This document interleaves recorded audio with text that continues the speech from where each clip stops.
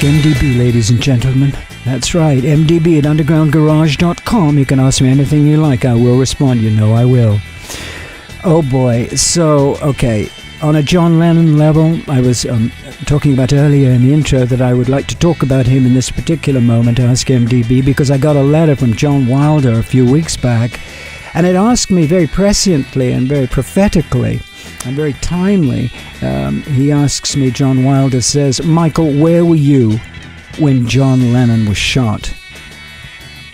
You know, I can hear you reverberating with your own emotional feelings about that particular evening outside the Dakota. Just an extraordinary moment, and I want to talk about it. I was on the road, man. I was on the road. I was in Boston.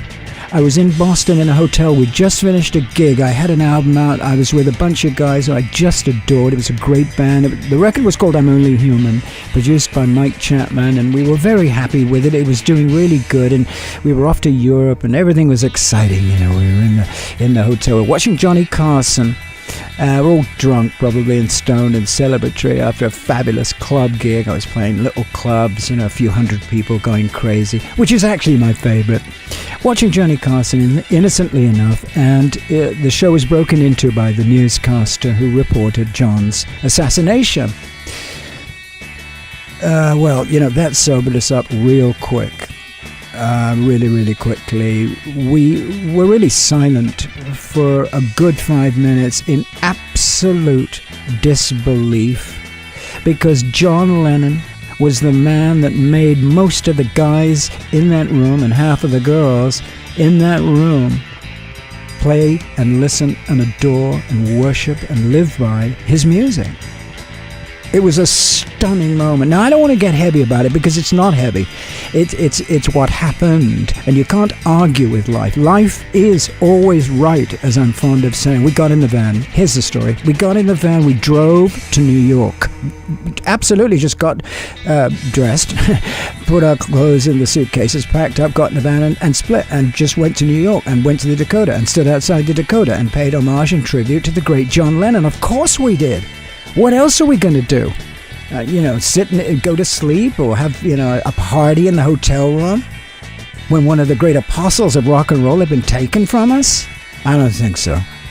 It was very moving. We stayed there for hours. We then checked, you know, it was unbelievable to see every strata of society weeping. I mean, I have never, ever had an experience like that. It's, you know, John Lennon was the JFK of rock and roll. I mean, people say, well, where were you when Kennedy got shot? You know, it's the same thing, man. You know, it's just, you know, somebody bringing peace to the world, and of course, I'm martyred. Well, the next morning, Yoko called for a 2-minute silence. We're in the van. We're driving crazy to Cleveland or something, some 14-hour drive.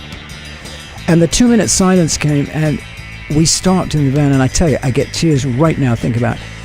The van pulled over, and our drummer at the time,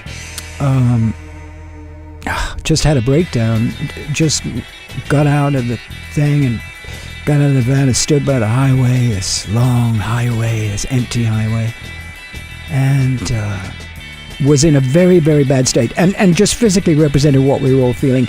And then we got back in the van, and you know what? We went and sang All You Need Is Love, you know, and we sang that wonderful, the Ballad of John and Yoko. We did, because of his great love affair with Yoko Ono, who I will talk about this week in Muses, you bet.